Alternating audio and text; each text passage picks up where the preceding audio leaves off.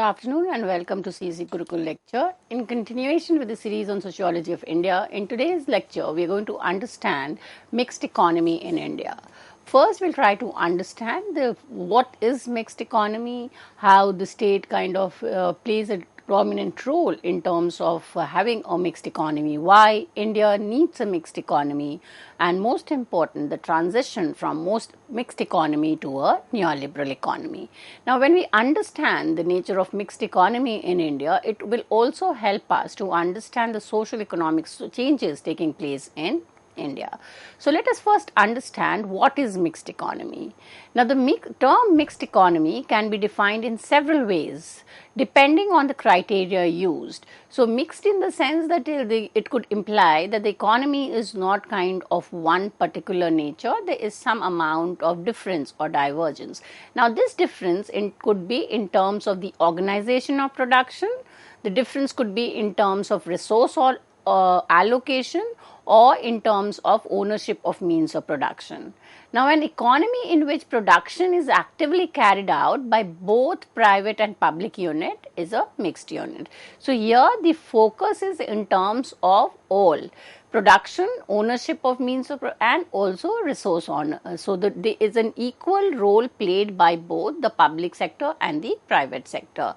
Now the private sector is kind of independent capitalist organization, whereas when we talk about public sector, it is the onus is on the state organization.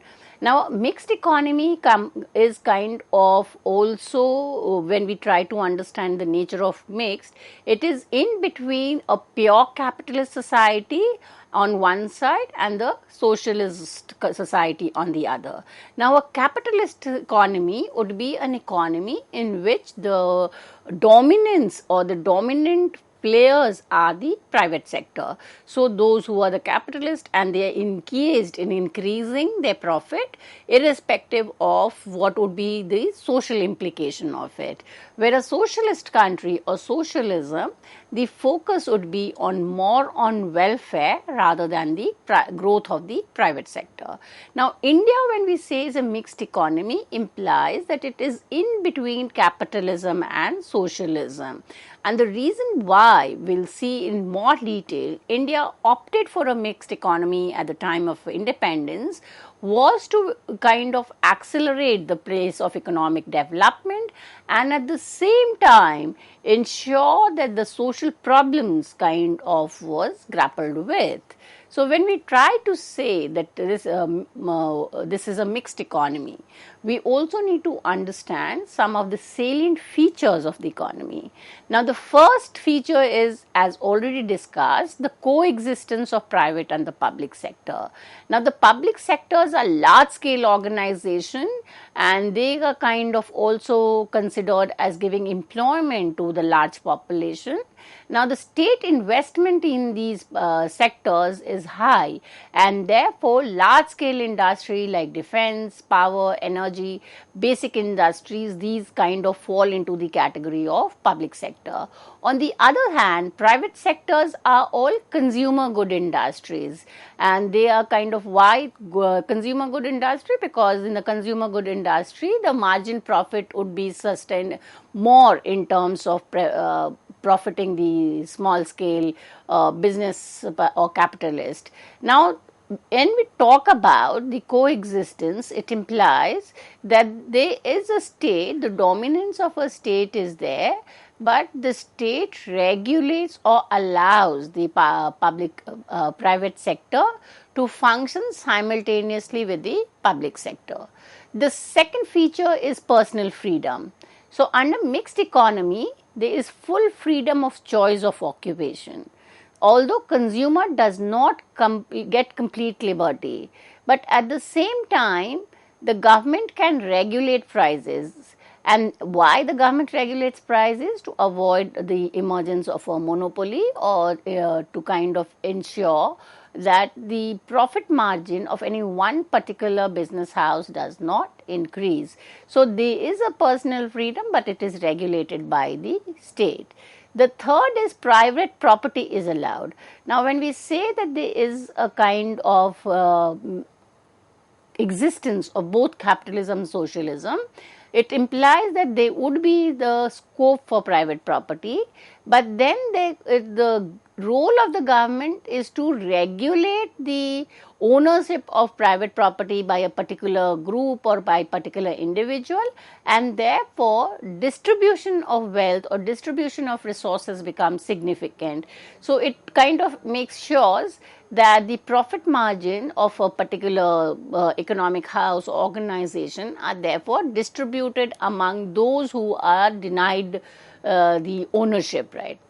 The third feature is economic planning.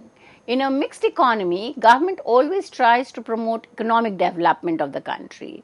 Now, the reason why a mixed economy was adopted was for economic growth, because if it could not completely be a public sector take up, because the onus on the state would kind of increase, and looking into the diversity and heterogeneity of the population, it could not kindly be socially capitalist, because then there would be kind of resource allocation to the marginalized or to those who kind of were denied certain basic rights would not be possible.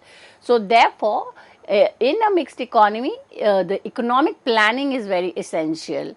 The next feature is price mechanism and control price. So the price mechanism is kind of again regulated. So it is kind of also understood as a license raj. So the state plays a dominant role in giving license to the private sector to operate, and it kind of fixes a capping on the maximum price, and it kind of regulates the price system or the market exchange. The next is profit motive. So the private sector or those who are kind of into the economy for kind of transactions will also kind of look into their personal individual growth. So this mixed economy allows private profit, but at the same time it also makes it mandatory for them to kind of make a part of their profit for social welfare. So the both goes together, the profit motive and social welfare. And then the idea of mixed economy is to check on economic inequalities. So there are a number of programs and policies which are kind of framed by the government to ensure that the inequality level in the society kind of ensures. So we have the taxation system where the percentage of tax would be higher among the higher earners, and there is an exemption for those who are below a certain economic level. So that is to kind of reduce the economic inequalities among the people. So these are some of the features which could be very much associated with the Indian economy. Now, when we talk about the mixed economy, and we know it's kind of a regulated economy, the state becomes important in the market regulation. We need to understand the role of state. So India had a development planning since independence, and the objective of planning in a mixed economy is to accelerate the rate of capital formation in order to promote faster economic growth, which ultimately led to poverty alleviation. If necessary, redistributive measures are adopted. So if we look into why India adopted a mixed economy, was also because it required a high rate of economic growth, because the population was high, the problems of economic and social were very high. But at the same time, it was already kind of society with a number of social inequalities. So if it allowed certain kind of the dominance of the private sector, then it would increase the social economic inequality, and therefore redistributive measures of the state became very significant. When we look into the role of the state in planning in a mixed economy, we see the first important role is externalities. Now, the state has to take a primary responsibility of providing elementary education, basic health care. So if we look into all these facilities, then we kind of define the Indian state in the initial years of independence till 1990 as a welfare state, where it was kind of taking on the responsibility of providing social measures and taking care of the basic necessities of the larger segment of the problem. So the state intervention was necessary and justified. The second role is investment on infrastructure building. Now, there was a need to kind of accelerate the GDP of the country, and therefore the state had to kind of invest on a large scale, and in order to ensure that there was again a profit in terms of return on investment. The third is promoting savings and expanding investment opportunities. So it becomes the task of the government to create an integrated financial infrastructure and provide various incentives to both households and corporates. So if we kind of look around and we see that there were a lot of financial institutes, there are a lot of kind of schemes for saving, and therefore it's not only at state level, but it is kind of saving is popularized at the individual level, because therefore it will kind of ensure a certain amount of flow of capital in the market. The fourth role is equity and justice. Now, we keep in mind that the Indian state is a welfare state. Now, when it adopted a mixed economy, there was a requirement for a very strong intervention of the state for social justice and preventing undue concentration of wealth and economic power in the private health. So where there was a question of equity, they were kind of ensured that education was given to the poor and the needy. There were certain programs for the women and the marginalized community. So the state intervention was required for maintaining egalitarian society. When we look into a mixed economy, we see that it has both positive outcome as well as certain shortfalls. So let us first understand the merits. Now, India's mixed economy was kind of gives us certain advantage. So one of them was that it was allowed to kind of gives you a freedom of occupation, and if it was kind of shifting away from a caste-based social order to a market-based economy, the choice given to the citizen was like kind of more in terms of being acceptable in both the public and the private sector. Initiatives were taken up by private sectors, so we know that there is the corporate responsibility, and there are a lot of schemes for the poor and the needy, not only by the government but also by the private sector. Consumers can dispose of the incomes in a manner that they prefer. And also it kind of it could be investment in commercial, or it could be in terms of physical policy. So there is a choice to the consumer to invest either in the state owned investment plans or in the private sector. Now, welfare becomes one of the blessings of mixed economy, and therefore the argument that kind of supports the adoption of a mixed economy was the first was of India as a welfare state, because of the inequality or the past historical evidence. There was kind of a lot of social inequality and cultural differences, and therefore without a active welfare state, economic progress was not possible. So welfare of the workers by way of provision of housing, minimum wage and proper working conditions, and a lot of other things. The another advantage or the merits of the mixed economy is resource allocation. So a mixed economy allows the optimum utilization of resources. So the government of India undertakes economic planning to allocate and utilize resources, As a result, it can avoid a shortage and eliminate cyclical fluctuation and increase production efficiency. Now, looking into these merits, we also need to understand some of these shortcomings or pitfalls of mixed economy. And the first pitfall, or what has been often cited as the limitation of the mixed economy, was inefficiency. And there's a lot of comparative study compared between the private sector and the public sector. And one of the reason why the public sector could not kind of sustain themselves was also because of increased inefficiency within the private sector. So it can also kind of lead to underperformance, could be because of discrimination or corruption, and or some kind of psychological mindset which kind of does not create that competitive environment as it is in the private sector. Likewise, excessive restrictions by control.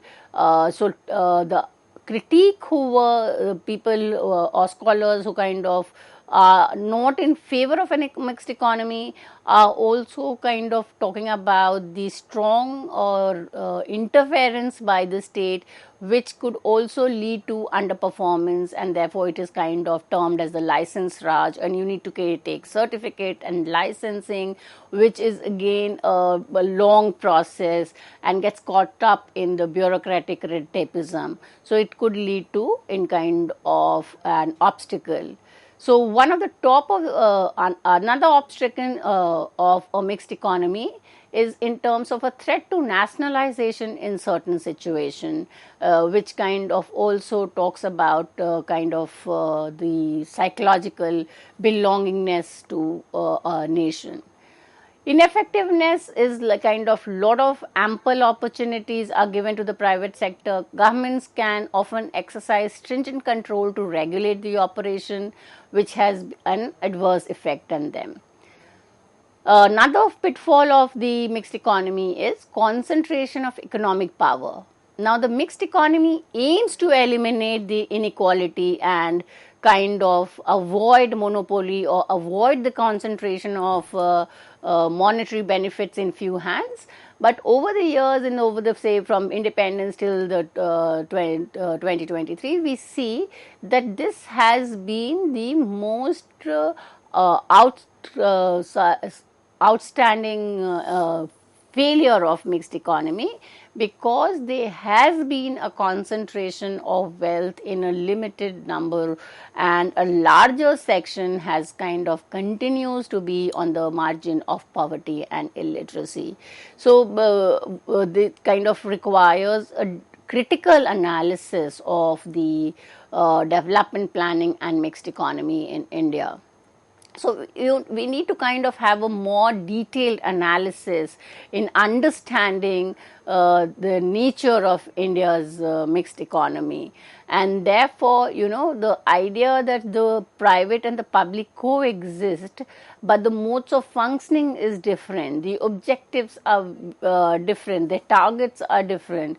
So the coexistence kind often become a point of contestation and conflict. So the reason why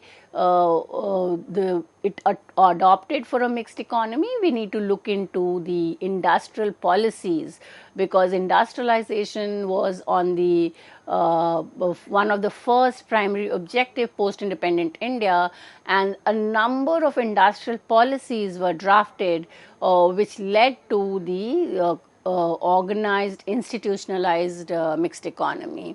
So the industrial policies of 1948 and later in 1956, they kind of allow the government to implement the ideas of industrialization through mixed economy. Private enterprises aim for profit maximization, while the government sector works towards the welfare of the citizen. So there is a difference, the completely contradiction in the objective or the way in which they work, and therefore the coexistence specifically for a common goal, for a common objective in terms of accelerating not only the economic growth but also ensuring a social and an egalitarian structure is problematic.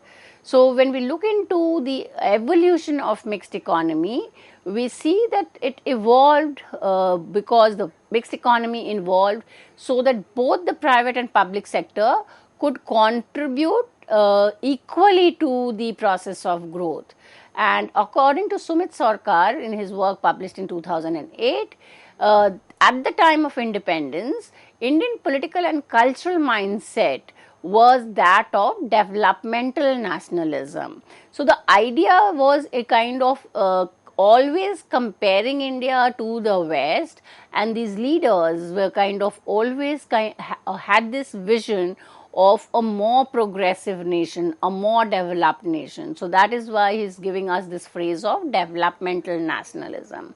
The component of developmental nationalism, according to Sumit Sarkar, was fetishization of the nation, too much of ideological weightage on the idea of what a nation is. The focus was on poverty eradication and the need for a state-led development. These three components which went together for supporting the idea of adopting a mixed economy. Now, what are the instruments of industrial policy which kind of led to the setting up of mixed economy? And this takes us back to the industrial policy resolution of 1956, which gave the concept of mixed economy. Now, the Industrial Development and Regulation Act of 1951 and the Companies Act of 1956, these were the two important instruments of industrial policy that led to the concretization of a mixed economy in India. And 1951, the IDRA Act was basically increasing the role of state regulation, controlling the way in which the industries were set up, and they were kind of ensuring the state support for setting up of the industry and the way in which these industries functioned.